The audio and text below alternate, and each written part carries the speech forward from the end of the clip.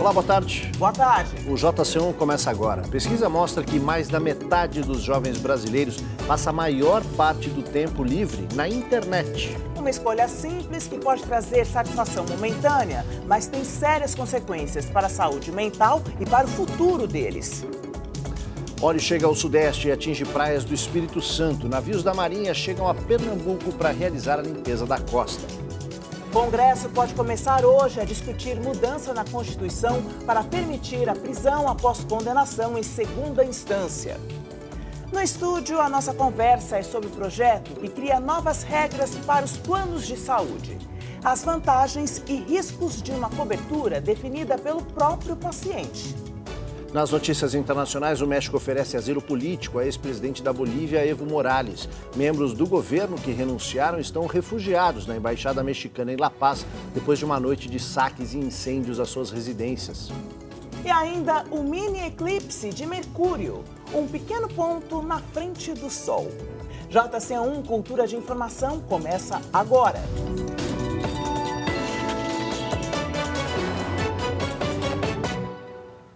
Mais da metade dos jovens de 18 a 24 anos usa o tempo de lazer na internet. E ficar conectado mais tempo também pode aumentar os gastos com compras. Em tempos de smartphone, o entretenimento está na mão. Eu vejo série, filme, mexo nas redes sociais. Eu vejo alguns vídeos, compartilho memes com os amigos, coisa assim. Instagram, né? Facebook, joguinho. Uma pesquisa mostrou que mais da metade dos jovens passam a maior parte do tempo das horas de lazer navegando na internet.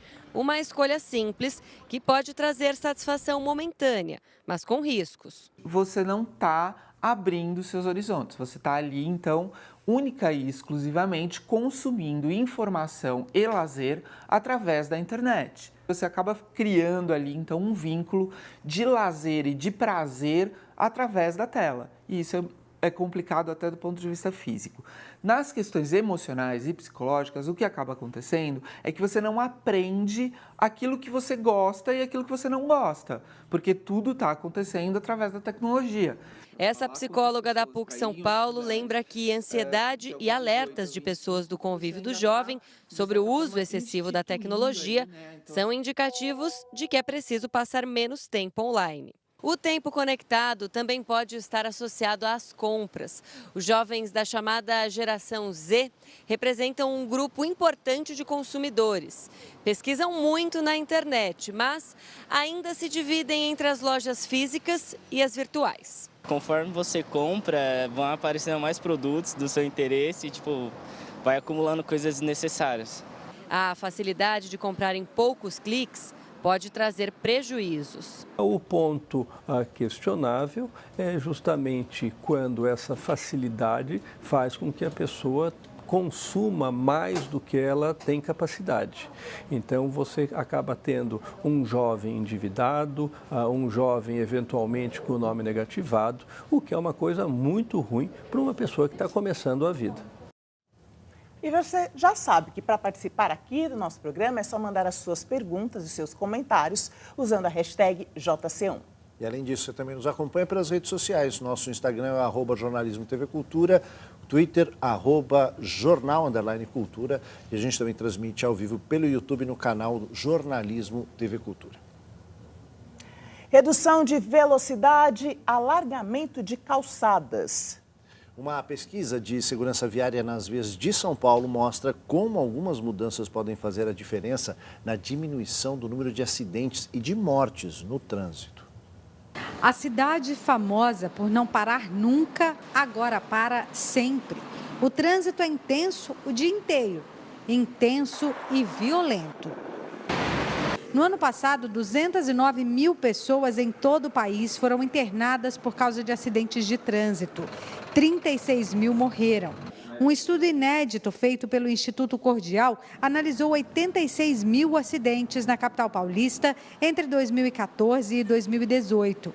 Os dados mostram que o número de vítimas do sexo masculino é 2 vezes maior do que do feminino. O estudo aponta também que nos últimos 4 anos, a maior quantidade de acidentes foi registrada na sexta-feira. Mas é no domingo que o trânsito mata mais. O número de vítimas fatais cresce e chega a 7,6%. A pesquisa verificou a relação entre as características dos locais onde acontecem as colisões e atropelamentos.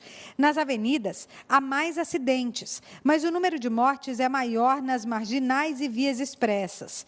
Nas ruas que tiveram diminuição de velocidade, os acidentes caíram quase pela metade e os atropelamentos tiveram uma queda ainda maior. Além disso, em ruas mais largas, a travessia, principalmente de idosos e deficientes, é mais arriscada. São vidas que dependem da regulamentação e fiscalização das prefeituras. Estamos criando a questão do alargamento de calçada e diminuição do leito carroçável. São várias atitudes que a Prefeitura está tomando a partir de agora, desse mês, no sentido de atingir a meta de 6 mortes a cada 100 mil habitantes. Os dados demonstram que mudando a cidade, muda também a segurança, num ambiente que não é só dos carros. A redução na velocidade máxima das vias é uma coisa fundamental, é uma coisa que não custa nada para o poder público. Quando a calçada é muito estreita, e o pedestre acaba andando pelo asfalto, né? A chance de ter um atropelamento e a chance desse atropelamento ser severo também é maior. E as pessoas se deslocam de vários jeitos diferentes, não é só carro. Começa hoje o feirão Serasa Limpa Nome, com mais de 30 empresas participantes e descontos que superam os 90% do valor total. O atendimento acontece em todo o Brasil e também tem renegociações pela internet. Quem tem os detalhes é a repórter Laís Duarte. Boa tarde, Laís. Boa tarde, Aldo. Boa tarde, Joyce. Boa tarde para todo mundo. O feirão aqui na capital paulista vai até domingo, inclusive aberto no feriado dia 15 de novembro, mas é possível negociar de todo o Brasil através da internet. Desde o início do mês, foram fechados mais de 300 mil acordos. Eu converso agora com o Matheus Moura, que é gerente do Serasa Consumidor. Boa tarde, Matheus. Quais as dicas a gente pode dar para quem quer negociar e limpar o nome? A primeira dica é fazer o dever de casa, né? Então, assim, quanto que eu gasto, quanto que eu ganho e quanto que eu posso pegar desse orçamento para fazer a negociação de dívidas. Feita essa conta, que é bem simples, basta acessar o nosso site serasalimpaNome.com.br ou, se preferir, pode vir aqui no Largo da Batata para ser atendido e tendo uma assistência para fazer essa negociação. Ok, muito obrigada pela participação. Olha só, para fazer negociação aqui no Largo da Batata, na capital paulista, basta trazer um documento com foto e o número do CPF. Repetindo para você, entrar no site serasalimpaNome.com.br. Aldo. Obrigado, Laís. E no segundo dia de provas do Enem, 3.700.000 candidatos compareceram ao exame, o maior índice de participação dos últimos 10 anos. Neste domingo foram aplicadas as provas de Ciências da Natureza, Matemática e suas tecnologias. Do total de 5.100.000 inscritos, estiveram presentes mais de 3.700.000 candidatos, uma taxa de abstinência de 27%, a menor desde 2009, quando começou a contagem. 747 participantes foram eliminados por descumprir alguma regra nos 2 dias de prova. As notas serão divulgadas em janeiro de 2020, mas os gabaritos oficiais serão divulgados nesta quarta-feira, dia 13 de novembro. A consulta é feita pela página do participante no site enem.inep.gov.br. Os guias turísticos, em geral, mostram os lugares mais bonitos e famosos das cidades, mas muitas vezes esquecem de locais considerados feios, de difícil acesso, mas que também contam a história. São Paulo ganhou um guia de lugares difíceis, feito por estudantes de arquitetura da USP para ajudar turistas e paulistanos a conhecer melhor a cidade.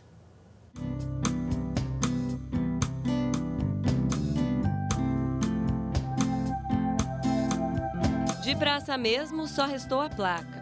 O nome passou a batizar o Terminal Bandeira, no centro da capital paulista, por onde passam todos os dias milhares de pessoas que dificilmente param para pensar na história do trajeto cotidiano. Não tenho ideia do que era aqui antes. Era um espaço meio vazio, né? Um estacionamento, algo parecido assim. A Praça da Bandeira foi inaugurada em 1917 como uma extensão do Vale do Anhangabaú. Tinha jardins e ficava próxima a rios. 20 anos mais tarde, ela passou a ser transformada.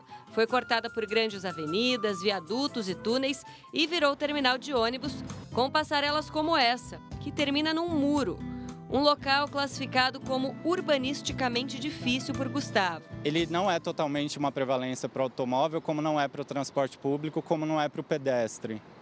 E nessa mescla de não ser para nenhum, ele também não é um espaço configurado em si com uma característica. Ninguém aponta a Praça da Bandeira, apesar da localização central dela, como um marco da cidade de São Paulo. A pesquisa de Gustavo sobre a Praça da Bandeira faz parte do Guia dos Lugares Difíceis de São Paulo. O livro reúne o trabalho de alunos da Faculdade de Arquitetura e Urbanismo da USP sobre 143 locais. O Monumento aos Heróis de 32, mais conhecido como Obelisco do Ibirapuera, é um dos lugares apresentados pelo guia. Aqui, a dificuldade mora em algumas questões, como o fato de ele ser um dos cartões postais da cidade de São Paulo, mas pouco conhecido pelo que representa. Ele é um monumento que ele foi construído em torno de toda uma narrativa de um momento político em relação à Revolução de 1932, e que acaba gerando alguns questionamentos ou que diz respeito a alguns grupos e alguns outros não. A suntuosidade do monumento, que levou 25 anos para ser construído, é outro ponto a ser explorado. O mausoléu, que abriga restos mortais de mais de 800 ex-combatentes, é todo feito em mármore travertino, decorado por painéis de mosaico italianos e coroado pelo obelisco de mais de 80 metros. Os detalhes minimamente pensados se contrapõem às estruturas desencontradas da Praça da Bandeira. O ponto comum é a memória que os dois lugares carregam da cidade e da sociedade. Eu acho que é muito interessante a gente pensar que nesses monumentos que a gente passa pela cidade, muitas vezes a gente nem se pergunta, né, do que deu, por que ele existe e qual foi essa trajetória para ele ser construído. Agora a gente fala sobre o óleo que atingiu o litoral brasileiro. No Espírito Santo, o óleo atingiu uma praia onde há uma base do projeto Tamar, de proteção às tartarugas marinhas. Além de toda a região Nordeste, o óleo atingiu também o Sudeste. Fragmentos de petróleo cru apareceram em praias do norte do Espírito Santo. No Pontal do Ipiranga, é época de reprodução de tartarugas marinhas. As manchas de óleo provocam uma barreira física para o deslocamento dos animais e podem provocar intoxicação e morte. O projeto Tamar monitora a área para garantir a saúde das tartarugas. Segundo o IBAMA, mais de 460 localidades em 10 estados tiveram registro de manchas de óleo. Neste domingo, os 2 maiores navios da Marinha chegaram em Pernambuco. A partir de hoje, a tripulação começa a limpeza nas praias, mangues e outros locais atingidos pelo óleo no litoral do estado. A Comissão de Constituição e Justiça da Câmara pode votar hoje a proposta de emenda constitucional que permite a prisão após condenação em segunda instância. A proposta já recebeu o parecer favorável da relatora, deputada Caroline de Toni, do PSL de Santa Catarina. O projeto está na casa desde o ano passado e é de autoria do deputado do PPS paulista, Alex Manente. Pelo texto da PEC, após a sentença penal num tribunal de segunda instância, o réu já pode ser preso. Hoje, a Constituição diz que o réu só pode ser considerado culpado após o trânsito em julgado, ou seja, após o esgotamento de todos os recursos em todas as instâncias da Justiça. Se aprovada na CCJ, a PEC ainda tem que passar por uma comissão especial para depois ser votada em 2 turnos no plenário. São necessários 308 votos dos 513 deputados.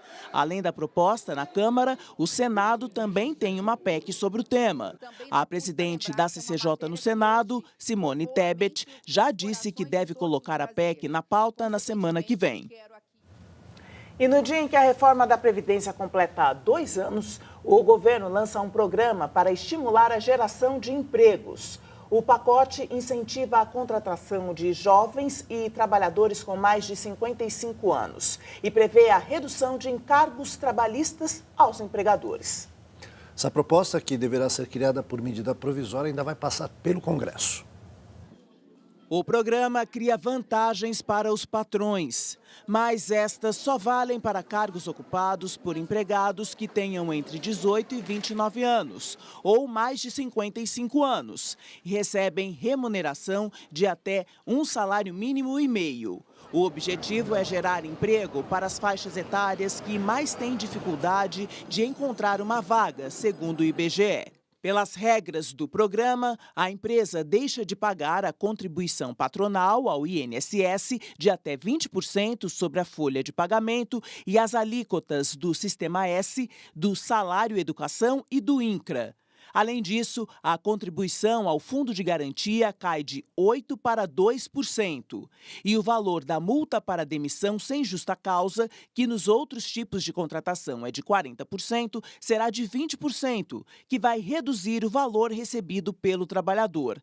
A desoneração da folha de pagamento vale por até 2 anos. Depois, caso a empresa mantenha o profissional, a cobrança poderá aumentar aos poucos.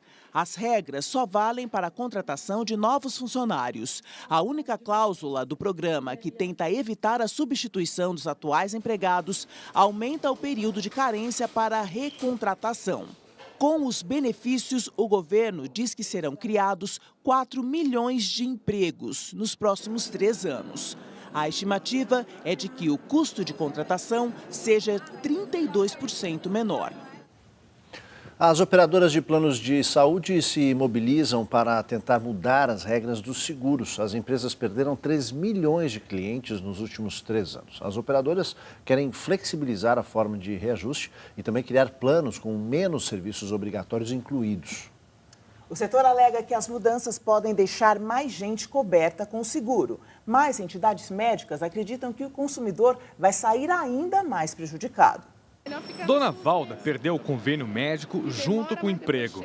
Há 3 anos, as únicas opções são clínicas particulares ou o SUS. São muito caros, oferece quase um nada, não passa de você ir assim num clínico, só oferecem clínico para o povo. Quando você que precisa de um exame mais profundo, você tem que tirar dinheiro do bolso. Por causa da crise financeira e o desemprego, muitos brasileiros desistiram de seu seguro-saúde. Desde 2015, já foram 3 milhões. Atualmente existem 47 milhões de pessoas com algum tipo de plano de saúde. Desse total, 30 milhões são coletivos empresariais. Nos últimos 18 anos, o número de operadoras médicas no país teve uma redução de mais de 40%. Hoje são 729 em funcionamento. Para tentar trazer de volta essas pessoas, a Associação Brasileira de Planos de Saúde encaminhou ao Congresso uma série de medidas para tentar ampliar as regras do setor. Entre elas, a integração com o Sistema Único de Saúde com acesso ao histórico do paciente e a criação de planos mais baratos, mas também com menor cobertura e específico. Essas opções, elas podem vir via novos produtos ou via novos modelos de gestão desse produto. Eventualmente, por exemplo, aprimorar o plano ambulatorial. É um primeiro ponto, primeiro passo. Por que o plano ambulatorial até hoje ele não foi em frente?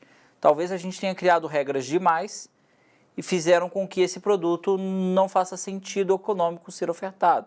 O presidente da Associação Paulista de Medicina também acha necessária uma mudança, já que a lei de contratos individuais não muda desde 1998, mas que as regras, que ainda estão em discussão no Congresso, precisam ser bem claras. Caso contrário, pode ser perigoso para novos segurados. O que é negativo é a limitação da atenção à saúde, é a restrição às coberturas, é a dificuldade no acesso ao progresso técnico-científico nesse campo. Isto é um retrocesso, isto é perigoso e nós temos que cuidar para que uma revisão da regulamentação não nos conduza a esse estado. É preciso ficar sempre atento, então, para o sonho de ter um plano de saúde não se transformar num verdadeiro pesadelo. Justamente para explicar essas propostas de mudança sugeridas pelas operadoras de plano de saúde, a gente recebe aqui no estúdio a diretora executiva do IDEC, Tereza Liporassi. Tereza, bem-vinda, boa tarde. Boa tarde a todos. Boa tarde. Muito obrigada pelo convite. Vamos começar explicando basicamente, em poucas palavras, o que determina essa proposta. Bom, a proposta das operadoras, né, levada adiante pela FenaSaúde, o núcleo dessa proposta é a modulação dos produtos ofertados. O que é essa modulação? É a possibilidade de se ofertar planinhos, né, de coberturas bem reduzidas, sob o argumento de garantir o acesso, democratizar o acesso aos consumidores de plano de saúde, né? No entanto, esse é o cerne, né, o núcleo dessa proposta. Diríamos que é o ponto mais sensível e mais perigoso para os consumidores. Esse ponto, por exemplo, ele pode prever, né, hoje a gente já tem os consumidores têm acesso a planos ambulatoriais, hospitalares, com assim, obstetrícia, tem uns 5 módulos diferentes, 5 segmentações diferentes que o consumidor pode contratar. Mas se a gente modula, né, como dizem as operadoras, para possibilitar planos mais baratos, né, e captar aqueles clientes que hoje não podem, né, arcar com o atual valor dos planos de saúde, na verdade, a gente dá a possibilidade de se criar inúmeras abusividades. Porque um consumidor pode contratar um plano, por exemplo, hospitalar, mas que não tem acesso à UTI, ou sala de cirurgia, ou um plano de consultas, né, de especialidades básicas, que onde a previsão é que ele seja atendido por médicos generalistas, mas que não garanta a ele acesso a um especialista ou a exames que vão, de fato, diagnosticar a doença que ele tem. Ou seja, né, com a justificativa de recuperar, né, os 3 milhões de usuários que foram perdidos durante a crise, as operadoras querem flexibilizar regras garantidas desde 1998 com a Lei de Plano de Saúde, que regulamenta o setor, e reduzindo garantias, né, e levando riscos, porque, de fato, um consumidor não pode prever que doença ele terá, muito menos quais são os tratamentos que vão ser necessários para a cura da sua doença. Então, basicamente, essa modulação coloca na mão do consumidor essa escolha do que ele fará de escolha do plano, propriamente dito. E ele não sabe qual é a necessidade futura que ele terá. Exatamente, Joyce. E o que é mais grave é que, no primeiro momento, para atrair consumidores, né, e a gente sabe que existe uma vulnerabilidade, uma simetria de informação muito grande, né, nesse setor como em outros, mas sobretudo no plano de saúde, na hora de contratar, é muito difícil o consumidor entender, né, o que ele tem direito, o que está dentro, o que está fora, enfim. Mas, num primeiro momento, pode ser atrativo porque vai ofertar planos mais baratos, né? Mensalidades serão menores. No entanto, a médio e longo prazo pode gerar custos astronômicos que o consumidor vai se ver super endividado, né? Ou ele vai ter que recorrer ao SUS, né? Que é justamente uma dos argumentos, né? Vamos desafogar o SUS oferecendo, dando acesso à população aos planos de saúde. Agora, tem essa proposta, mas também existe uma associação com o SUS, né? Dentro da proposta essa, não?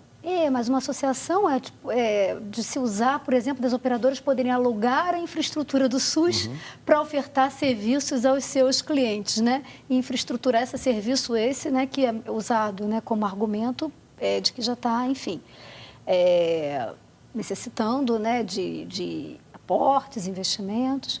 Mas, de fato, é isso. O consumidor, na hora que ele for acometido ou um familiar por uma doença grave, ele vai descobrir que ele não vai ter direito, por exemplo, a uma cirurgia de um tumor. Ele pode ter uma medicação, fazer exames, mas a cirurgia para retirada do tumor não está coberta. Imagina o custo que isso pode ser. E aí as operadoras dizem que aí o consumidor poderá agregar outros módulos, assim, como se fosse um pacote de televisão, TV a cabo, né? Que a gente vai agregando a internet, o telefone fixo. Com a saúde não é assim, né? Eu acho que é importante falar para os telespectadores que a saúde ela tem que ser garantida de forma integral. Quando a Constituição permitiu que o setor econômico, né, privado, pudesse ofertar serviços de saúde, ela elevou o serviço de saúde à relevância pública. Isso significa que pode ser explorado, né, o serviço pelo setor econômico, mas sujeito ao regramento, à vigilância estatal, né? E sempre tendo em vista a vulnerabilidade do consumidor, do cidadão, os seus direitos e o interesse público. Qual é a situação dessa proposta agora? Como é assim, o estágio, né? Em que estágio ela está para que ela se torne realmente uma regra válida? Então, é importantíssimo a gente falar que hoje o IDEC, junto com organizações médicas, o Conselho Federal de Medicina, a Associação Paulista de Medicina, o Ministério Público do Consumidor, a OAB, dezenas de outras instituições da área de saúde, da área de defesa do consumidor, assinaram um manifesto, né, um manifesto público contra essa proposta, né, por tamanhos são os riscos. Essa proposta já foi apresentada ao Legislativo, ao Executivo. Nós estamos no IDEC monitorando há alguns meses essa ameaça e agora é importante o que o consumidor pode fazer nesse momento. Ele pode aderir a esse manifesto no website do IDEC, www.idec.org.br, porque a nossa intenção, junto com todas essas outras organizações da área de saúde e defesa do consumidor, nós vamos entregar esse manifesto aos parlamentares, pedindo para que eles promovam um debate democrático e não aceitem nenhuma proposta que reduza direitos, garantias e que ameace a saúde do consumidor. Nesse momento, essa proposta já foi apresentada para o Legislativo. E nós precisamos realmente colocar os interesses do consumidor na frente. E você mencionou que a Associação dos Médicos já se colocou contrária a essa proposta. Mas em consultório, na prática médica, teria alguma limitação no dia a dia de atuação deles frente aos pacientes? Joyce, a proposta atual, ela mexe na relação médico-paciente, né? Ela interfere nessa relação, ela reduz a autonomia do médico, na medida em que, de acordo com o plano de saúde dentro dessa nova proposta, o médico vai se ver limitado em propor tratamentos, medicamentos, exames, né? Além de tudo, existe uma outra, dentro dessa proposta que ela vai além do que a gente está conversando aqui, ela prevê ainda uma espécie de triagem, né? Então, se o seu médico especialista recomendar um tratamento para você, essa recomendação vai ter que ser submetida, né, a um certo comitê para avaliar se você deve ou não ser atendido nesse passo seguinte. Tereza, obrigado pela tua participação aqui no JC1. Boa tarde. Muito obrigada. Boa tarde, obrigada, Tereza. Bom, agora a gente fala de alimentação. O porco, durante muitos anos, foi considerado um alimento impuro. Hoje, ele conquista o paladar dos brasileiros, que, em média, consomem 15 quilos de carne suína por ano. Como o bom gaúcho, o Paulo adora carne. Nos últimos tempos, a carne suína tem ganhado espaço no cardápio dele. No jantar, terá costela. Ela tem um sabor assim excepcional, único, né? No açougue deste mercado, são 5 toneladas de carne de porco vendidas todos os meses. Se antes só eram conhecidos pernil, lombo e costela, hoje existem mais de 20 cortes, como filé mignon e picanha. Hoje, assim, é variado. Então, a pessoa que queira comer uma carne de porco meio de semana, eu tenho os cortes já específicos para isso. Eu tenho o filé mignon, tenho o escalope de lombo, tenho a costelinha já cortada para o seu dia a dia, né? O Brasil é o 4º maior produtor de carne suína do mundo. Mas, apesar do crescimento, o consumo ainda é menor que na Europa, na China e no Canadá e nos Estados Unidos. O motivo é o preconceito. A carne ainda é considerada gorda, não saudável e possível transmissora de doenças como a cisticercose, provocada por um parasita que se desenvolve quando as condições de higiene não são adequadas. Nos últimos anos, a suinocultura tem regras sanitárias mais rígidas. A tecnologia permite produzir uma carne de 50% a 60% mais magra. Até aqueles pratos conhecidos por serem pesados e gordurosos ficaram mais leves e saudáveis. O Fernando é chefe de um restaurante de comida mineira. O desafio na cozinha é acabar com a ideia de que a carne suína faz mal. Quando nós chegamos em São Paulo, tinha um certo preconceito. Eu acho que eu fui até um dos precursores de mostrar uma cozinha mineira mais leve, uma carne de porco mais saudável. Aos poucos, ela ganha papel de destaque. A Casa do Porco, em São Paulo, recebeu uma estrela do conceituado Guia Michelin e entrou na lista dos 50 melhores restaurantes do mundo. Um espaço cada vez mais nobre para quem era deixada de lado. Daqui a pouquinho, no JC1, manifestações no Chile. O governo cede e admite iniciar processo por uma nova Constituição. Após a renúncia do presidente da Bolívia, Evo Morales, e toda a linha de sucessão do país, a comunidade internacional pede novas eleições. O país tem noite de ataques e incêndios a residências de governantes. A gente volta já já.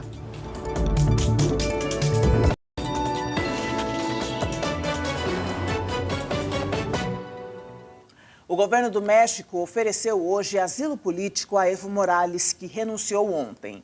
Membros do governo já estão refugiados na embaixada do país centro-americano, em La Paz, depois de uma noite de saques e incêndios a residências de governistas. A renúncia de Evo Morales veio no final da tarde. He decidido, escuchando a mis compañeros de CONALCAM, de la Central Obrera Boliviana, también escuchando a la Iglesia Católica, renunciar a mi cargo de presidencia. Mais cedo, depois da divulgação de um relatório da Organização dos Estados Americanos denunciando irregularidades na eleição, Morales aceitou a recomendação da entidade e anunciou que convocaria novas eleições. Indiferente a isso, o chefe das Forças Armadas exigiu que Evo Morales renunciasse. O comunicado militar aumentou a pressão sobre membros do governo e de seu principal partido, o Movimento para o Socialismo, que tiveram casas saqueadas e incendiadas no final de semana. A renúncia do presidente, apesar de ter aceitado os termos da OEA, ainda não mereceu nenhuma declaração da entidade. Todos da linha sucessória também renunciaram aos cargos. A presidência da República pode ser ocupada pela vice-presidente do Senado, Janine Áñez, que disse estar disposta a ficar temporariamente e convocar novas eleições. Morales disse que estava diante de um golpe cívico-militar e enfrentava uma ordem de detenção ilegal, mas, de acordo com a polícia, não foi emitido qualquer mandado nesse sentido. Após a renúncia, foram emitidas, sim, pelo menos 25 ordens de prisão contra membros de diferentes tribunais eleitorais, inclusive a presidente do Tribunal Superior Eleitoral de lá, apresentada com algemas ao público. Organismos internacionais, como a ONU, pediram moderação e transparência para a solução dos conflitos entre apoiadores e opositores de Evo Morales. O jornalista Hugo Costa está no Acre e tem acompanhado os protestos na fronteira com a Bolívia. Mandou uma mensagem para a gente contando como é que está a situação por lá. Olá, Aldo. Olá, Joyce. A fronteira aqui entre o Acre e a Bolívia são duas pontes, assim, a ponte Wilson Ribeiro e a ponte da Amizade, na cidade de Epitaçolândia e na cidade de Brasileia. As duas permanecem fechadas, mesmo após a renúncia do presidente Evo Morales. Os manifestantes querem isso, pediram a renúncia, mas não vão liberar a fronteira até quando essa renúncia for oficializada. Portanto, a fronteira permanece fechada até essa oficialização da renúncia de Evo Morales e os manifestantes mantêm um clima pacífico. A fronteira está fechada, em alguns momentos do dia eles liberam a passagem de alguns carros, motos, alguns caminhões, ambulâncias, mas a fronteira permanece fechada aqui na fronteira entre o Acre e a Bolívia. O governo, outras notícias nacionais, agora o governo chileno acena com a criação de uma nova Constituição para pacificar o país. E o resultado da apuração na Espanha deixa a sensação de que foi um erro repetir as eleições parlamentares. Também tem as manifestações em Hong Kong, a polícia atira queima-roupa num jovem desarmado. Em Hong Kong, a violência voltou às ruas no 24º fim de semana de manifestações contra o governo. Quem protesta quer mais direitos democráticos e menos influência da China. Um policial cercado pelos manifestantes atirou a queima-roupa num jovem de 21 anos com o rosto coberto e vestido de preto, que está internado em estado grave. Este é o terceiro manifestante ferido a bala por um policial chinês. As outras vítimas tinham 14 e 18 anos de idade. A chefe do governo de Hong Kong, Carrie Lam, disse que 60 pessoas ficaram feridas e que seu governo não vai poupar esforços para acabar com os protestos que afetam o território chinês há mais de 5 meses. Na Espanha, os socialistas do PSOE, de Pedro Sánchez, voltaram a vencer, ficando com 123 das 350 cadeiras, mas um número insuficiente para formar um governo sem acordos. O conservador Partido Popular ficou em segundo lugar, elegendo 88 deputados. A surpresa ficou com o partido de extrema-direita Vox, que lucrou com a crise na Catalunha e dobrou o número de parlamentares, de 28 para 52. O resultado deixa um cenário difícil para o novo governo, que vai precisar negociar com os 26 parlamentares do partido Unidos Podemos e os 10 dos Cidadãos, que perdeu 47 deputados no parlamento.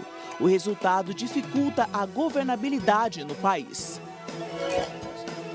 Em Santiago, do Chile, mais de 100 médicos e enfermeiros foram para as ruas ajudar os feridos nas manifestações contra o governo, que já deixaram mais de 20 mortos e 2.000 feridos. 180 deles perderam a visão por disparos de balas de borracha feitos por carabineiros. Organizações de direitos humanos e sindicatos de médicos têm insistido em alertas sobre o abuso policial. O apoio popular ao movimento, conhecido nas redes sociais como Chile Despertou, supera 75%, índice similar aos do que desejam uma nova Constituição. O governo de Sebastián Piñera anunciou que vai iniciar o processo para mudar a Constituição de 1980, feito durante a ditadura Pinochet. O Congresso Constituinte deverá ter ampla participação dos cidadãos e o texto final passará por um plebiscito. Os manifestantes em Hong Kong, Catalunha, no Líbano ou no Chile se organizam de uma forma diferente. Se na Primavera Árabe as redes sociais foram importantes para organizar os protestos, agora os manifestantes têm aplicativos para se comunicar e estabelecer estratégias de ação. Um exemplo é o Tsunami Democrático, da Catalunha. A ferramenta utiliza o convite com um código para permitir o acesso e estabelece a comunicação entre grupos e indivíduos, com localização e possibilidade de publicar no Twitter e no Telegram com texto, áudio e vídeo. Lançado em meados de outubro, o aplicativo teve 300 mil downloads em uma semana. Por ele, os manifestantes são convocados, trocam informações sobre a repressão e pontos de apoio e socorro médico, além de receberem aconselhamento legal em caso de prisão. Um juiz da Espanha já mandou fechar o aplicativo numa investigação sobre terrorismo. Empresas de telecomunicações têm derrubado o acesso ao grupo, mas as ações continuam. E depois do intervalo, aqui no JC1, um raro mini eclipse solar. O planeta Mercúrio passa na frente da nossa estrela. A gente volta já.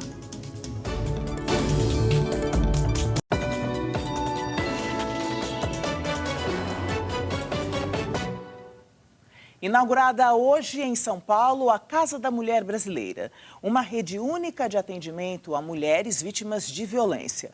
A casa é uma parceria entre a Prefeitura, Governo do Estado e Governo Federal.